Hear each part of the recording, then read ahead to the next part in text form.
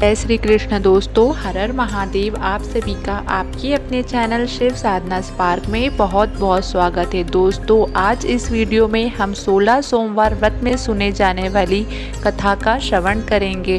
बोली भगवान भोलेनाथ की जय। ज्वालापुर नामक नगर में एक बहुत धनी साहूकार रहता था। उसके घर में धन की कोई कमी नहीं थी। उसे केवल एक दुख था कि उसका कोई पुत्र नहीं था। वह दिन रात यही चिंता करता रहता था। वह पुत्र पाने की कामना से प्रत्येक सोमवार को शिवजी का व्रत और पूजन करता था तथा संध्या काल में शिव मंदिर में जाकर भगवान शिव के सामने दीपक जलाता था। उसके इस प्रकार भक्ति भाव को देखकर एक दिन माता पार्वती जी ने भगवान शिव से कहा, प्रभु, यह साहूकार आपका अनुयायी भक्त है और सदैव आपका व्रत और पूजन श्रद्धा पूर्वक करता है। आपको इसकी मनोकामना पूरी करनी चाहिए। माता पार्वती की बात सुनकर शिवजी ने कहा, हे पार्वती, यह संसार कर्म क्षेत्र है। जिस प्रकार किसान खेत में जैसा बीज बोता है वैसा ही फल काटता है, उसी प्रकार इस संसार में हर व्यक्ति अपने कर्मों के अनुसार ही फल भोगता है।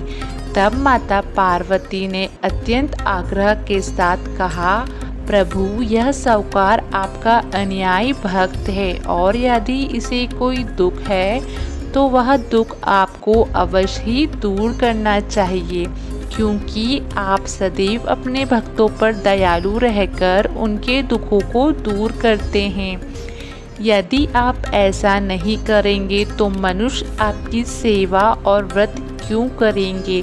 माता पार्वती का ऐसा आग्रह देखकर भगवान शिव ने कहा, हे पार्वती, इस साहूकार के कोई पुत्र नहीं है। इसी चिंता में यह दुखी रहता है।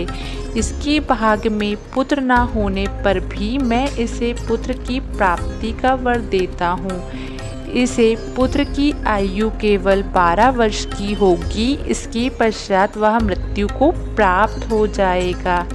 इसके लिए इससे अधिक मैं और कुछ नहीं कर सकता। यह सारा वार्तालाप साहूकार सुन रहा था। इससे उसे ना तो कोई प्रसन्नता हुई और ना ही दुख हुआ। वह पहले की तरह भगवान शिव जी का व्रत और पूजन करता रहा। कुछ समय बीतने पर साहूकार की स्त्री गर्भवती हुई और 10वें महीने में उसे एक अति सुंदर पुत्र प्राप्त हुआ। साहूकार के घर में बहुत खुशियाँ मनाई गई। साहूकार ने निर्धनों तथा ब्राह्मणों को अन्न, वस्त्र, धन आदि का दान किया। उसने किसी को अपने पुत्र की आयु का भेद नहीं बताया। जब वह बालक 11 वर्ष का हो गया तो उस बालक की माता ने साहूकार से बालक के विवाह आदि के लिए आग्रह किया, लेकिन साहूकार ने कहा, अभी मैं इसका विवाह नहीं करूँगा। इसे पढ़ने के लिए काशी जी भेजूंगा। फिर साहूकार ने अपने साले अर्थात बालक के मामा को बुलाकर और उसे बहुत सा धन देकर कहा, तुम इस बालक को पढ़ने के लिए काशी जी ले जाओ और रास्ते में जिस स्थान पर भी रुको वहाँ यज्ञ तथा ब्राह्मणों को भोजन कराने के बाद आगे जाना। वे दोनों मामा भांजे यज्ञ कराते और ब्राह्मणों को भोजन कराते हुए जा रहे थे। रास्ते में प्रतापनगर नामक शहर पड़ा। उस शहर के राजा की पुत्री का विवाह था, इसलिए शहर को अच्छी तरह सजाया गया था। दूसरे राजा का लड़का जो राजकुमारी से विवाह करने के लिए बारात लेकर आया था, वह एक आंख से काना था। उसका पिता इस बात से बहुत चिंतित था कि कहीं वर को देखकर कन्या के माता पिता विवाह से इनकार ना कर दे। इसलिए साहूकार के अति सुंदर बेटे को देखकर उसके मन में विचार आया कि क्यों न दरवाजे के समय इस लड़के को वर बनाकर ले जाया जाए। ऐसा विचार करके वर के पिता ने उस लड़के और उसके मामा से बात की तो वे दोनों तैयार हो गए। फिर उस लड़के को दूल्हे के कपड़े पहनाकर तथा घोड़ी पर चढ़ाकर दरवाजे पर ले जाया गया और सारा कार्य प्रसन्नता से पूरा हो गया। फिर वर के पिता ने सोचा कि विवाह कार्य भी इसी लड़के से करा लिया जाए। ऐसा सोचकर उसने लड़के और उसके मामा से कहा, यदि आप फेरों और कन्यादान के काम को भी पूरा कर दो तो आपकी बड़ी कृपा होगी। उन्होंने स्वीकार कर लिया और विवाह कार्य भी अच्छी तरह संपन्न हो गया।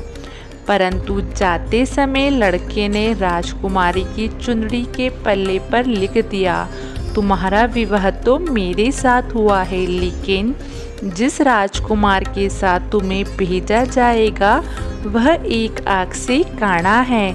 मैं काशी जी पढ़ने जा रहा हूँ।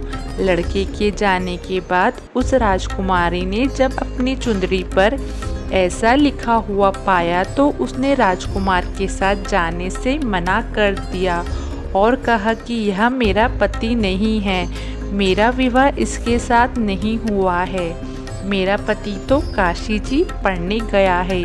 राजकुमारी के माता पिता ने अपनी पुत्री को विदा नहीं किया और बारात खाली हाथ लौट गई। उधर साहूकार का लड़का और उसका मामा काशी जी पहुँच गए। वहाँ जाकर उन्होंने यज्ञ करना और लड़के को पढ़ाना प्रारंभ कर दिया।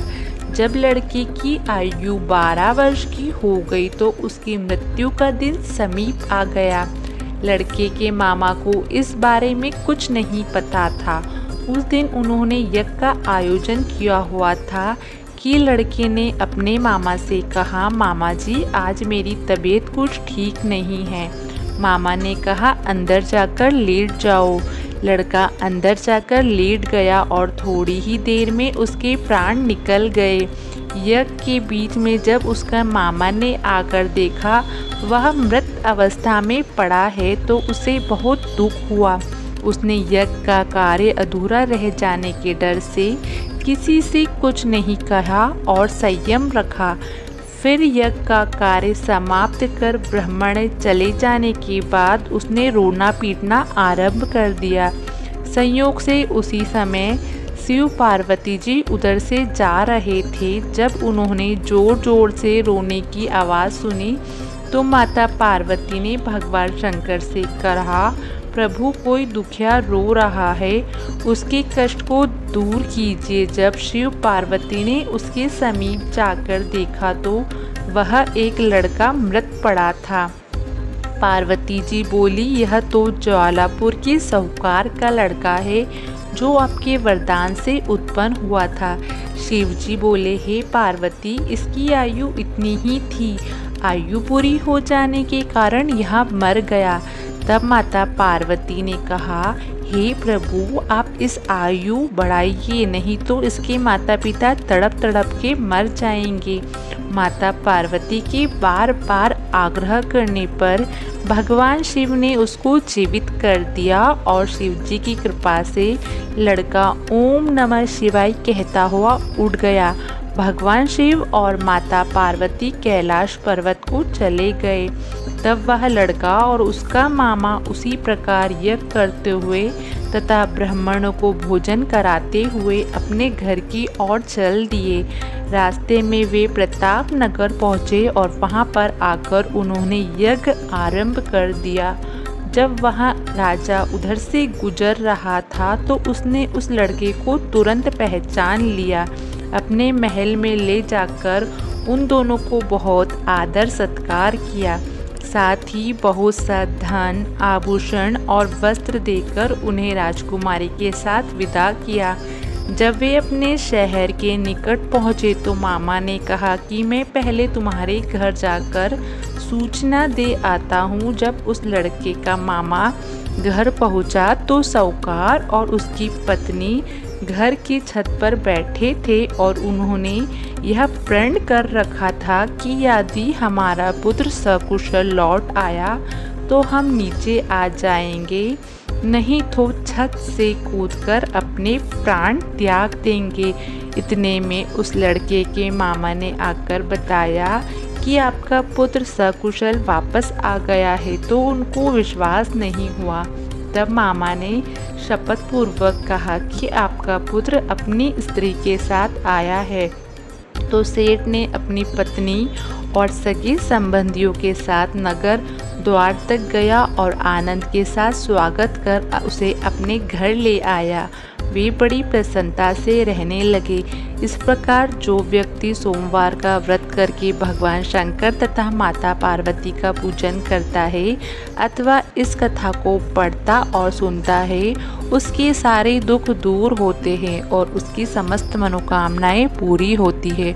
बोलिए भगवान भोलेनाथ की जय। हर हर महादेव। दोस्तों, आपको वीडियो अच्छी लगी तो वीडियो को लाइक ज़रूर करें, चैनल को सब्सक्राइब और शेयर करना और बेल आइकन को प्रेस करना ना भूलें।